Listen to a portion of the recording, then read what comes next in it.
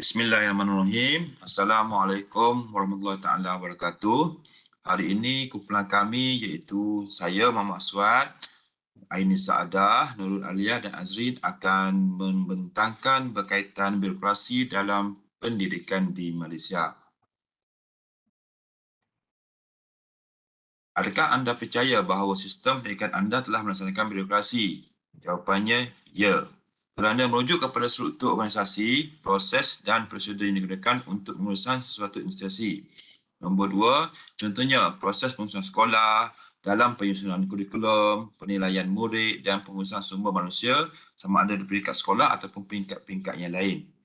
Yang ketiga, sistem pendidikan Malaysia memiliki struktur birokrasi yang terdiri daripada kementerian sebagai peringkat tertinggi, diikuti bahagian-bahagian di peringkat negeri, daerah dan senyum sekolah di peringkat yang paling bawah sekali. Manakala proses membuat keputusan, menggubah dasar dan pelaksanaan program-program pendidikan juga melibatkan pelbagai proses birokrasi. Okay, kita boleh tengok gambar rajah di sini. Okay, setiap peringkat mempunyai sempadan tertentu. Okay, contohnya sekolah.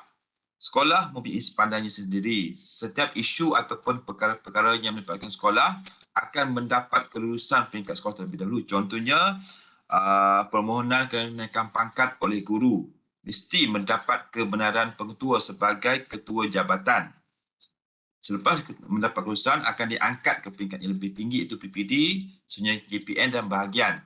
Begitu juga dengan pertukaran guru. Setiap guru yang ingin bertukar mesti mendapat kelulusan oleh ketua jabatan iaitu pengetua atau guru besar, sertanya mendapat kelulusan peringkat PPD dan baru akan diangkat ke peringkat JPN dan dibincangkan di bahagian dan kementerian untuk dipertimbangkan untuk sesi pertukaran. Seterusnya saya serahkan kepada kawan saya Azrin untuk sambung. Okey. Menurut teori birokrasi Max Weber 1947, terdapat beberapa ciri birokrasi yang telah disenaraikan. Yang pertama iaitu kuasa hierarki dengan peranan yang jelas, pengkhususan tugas di mana tanggungjawab telah ditetapkan. Yang ketiga, mempunyai prosedur operasi standard yang mana peraturan-peraturan yang ditetapkan perlu dipatuhi dan seterusnya pekerja yang diambil atau dinaikkan pangkat adalah berdasarkan kelayakan. Maka kami telah bersetuju untuk menjadikan PPPM 2013-2025 dijadikan sebagai sandaran sebagai contoh adaptasi birokrasi dalam KPM. Okey, anjakan 6 dan 8 yang mana ini bertujuan untuk pembahagian tugas yang mana dapat dileraikan tugas dan tanggungjawab di peringkat persekutuan, negeri dan daerah. Ini menjadikan kuasa JPN dan PPD dapat diperkasa dan keputusan yang lebih besar dapat dijalankan ke atas belanjawan dan kaki tangan. Okey, seterusnya, menerusi anjakan keempat iaitu transformasi keguruan sebagai profesi perguruan. Di sini, orientasi kerjaya dapat ditentukan. Untuk menjadi seorang guru, pemilihan akan dilaksanakan melalui peperiksaan dan temuduga untuk memilih calon yang terbaik. Penekanan ini bertujuan untuk memastikan pendidik memiliki kemahiran pengetahuan dan kecekapan yang perlu ada untuk mendidik anak bangsa. Seterusnya adalah contoh yang ketiga, iaitu pemilihan dan kenaikan pangkat. Guru-guru di bawah sistem KPM boleh memilih laluan kerjaya berdasarkan prestasi, potensi dan minat mereka. Guru yang berprestij tinggi ini juga menikmati kemajuan kerjaya ataupun kenaikan pangkat DG41 hingga DG54 dalam tempoh yang lebih singkat. Seterusnya, Aini Saadah. Okay, terima kasih Azrin. Seterusnya saya akan sambung dengan kelebihan birokrasi dalam pendidikan. Sebenarnya terdapat banyak kelebihan birokrasi dalam pendidikan, tetapi untuk perbincangan ini kami bersetuju untuk memilih 4 kelebihan birokrasi dalam pendidikan. Yang pertama, birokrasi boleh menyebabkan satu struktur yang jelas. Okay.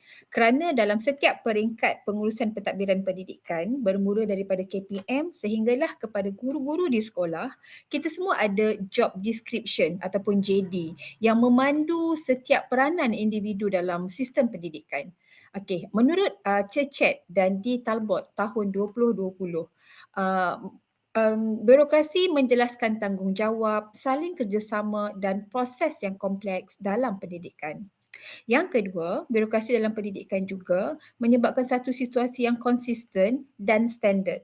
Birokrasi membantu dalam penentuan dan penerapan standard yang konsisten di mana apabila setiap SOP dan JD diperjelaskan, maka keputusan yang diambil ataupun segala gerak kerja yang dilakukan dalam pendidikan akan konsisten dan standard, bermula daripada pegawai-pegawai di KPM sehinggalah kepada guru-guru di sekolah. Dan ini juga bertujuan untuk memastikan semua murid mendapat pendidikan yang sama dan berkualiti. Dan yang ketiganya adalah membuat satu keputusan yang efisien. Struktur yang jelas, konsisten dan standard akan menyebabkan setiap pentadbir dalam pendidikan dapat membuat keputusan yang efisien. Tidak kiralah di mana peringkat pentadbir pendidikan itu berada. Dalam sistem yang berstruktur ini, apabila sesuatu keputusan yang efisien dapat dibuat oleh individu ataupun kelompok berdasarkan pengalaman dan pengetahuan, maka sesuatu keputusan itu adalah yang terbaik berdasarkan faktor pendidikan semasa. Dan yang keempat adalah peningkatan prestasi. Birokrasi memudahkan perancangan dan pembangunan sistem pendidikan yang berkesan. Menurut HK Teo tahun 2017, dasar dan inisiatif baru boleh direka dan dilaksanakan secara sistematik dan kesannya boleh dipantau dan dinilai. Seterusnya saya serahkan kepada kawan saya Alia. Silakan. Seterusnya ialah kelemahan birokrasi dalam pendidikan di Malaysia. Pertama sekali ialah kepincangan tafsiran. Hal ini seperti dalam kajian oleh Tony Bush dan rakan-rakan pada tahun 2021 iaitu Malaysia mempunyai sistem pendidikan yang kompleks dan teragih dengan 4 peringkat utama yang terdiri daripada KPM, JPN, PPD dan sekolah. Hal ini menyebabkan maklumat seperti dasar dan pekeliling tertapis dari satu peringkat ke peringkat yang seterusnya. Maka potensi salah faham dan tafsiran yang berbeza oleh peserta di setiap peringkat berlaku, di mana pelaksana di setiap peringkat mempunyai pemahaman, minat dan keutamaan yang berbeza dalam maklumat yang diterima. Selain itu, menurut kajian ini juga, kebanyakan pengamal atau pelaksana tidak membaca dengan terperinci segala maklumat yang disampaikan oleh KPM dan hanya bergantung pada persepsi barisan pentadbiran sekolah, rakan sekerja yang lebih kanan yang membawa kepada pemahaman yang tidak konsisten. Seterusnya ialah lambakan bebanan tugas, ketidakcekapan sistem birokrasi dalam pendidikan di Malaysia mengakibatkan kecelaruan pembahagian tugas yang tidak selaras antara arahan KPM kepada JPN, seterusnya PPD dan pengurusan sekolah. Hal ini menyebabkan guru menjadi mangsa yang mengakibatkan tugas di sekolah iaitu mengajar, tugasan tersebut terabai. Antara tugas yang digalas oleh guru-guru di sekolah ialah jawatan kuasa pengurusan sekolah, pengisian APDM, PAJSK, pelaksanaan UASA, pelaksanaan PBD dan untuk guru-guru sendiri ialah My Portfolio, SKPM G2 dan tugasan-tugasan lain. Seterusnya ialah berlakunya rasuah dan masalah agihan sumber. Menurut Tan Sri Azam Baki, Ketua Pesuruhjaya Suruhanjaya Pencegahan Rasuah Malaysia SPRM, aktiviti gelap antara sektor swasta dengan pegawai awam yang korup berkembang dalam keadaan birokrasi yang melampau dan ketiadaan ketelusan dalam proses perolehan kerajaan. Hal ini seperti yang terdapat dalam petikan Berita Utusan Malaysia pada 19 Oktober 2023 iaitu seorang guru besar telah didakwa menerima rasuah.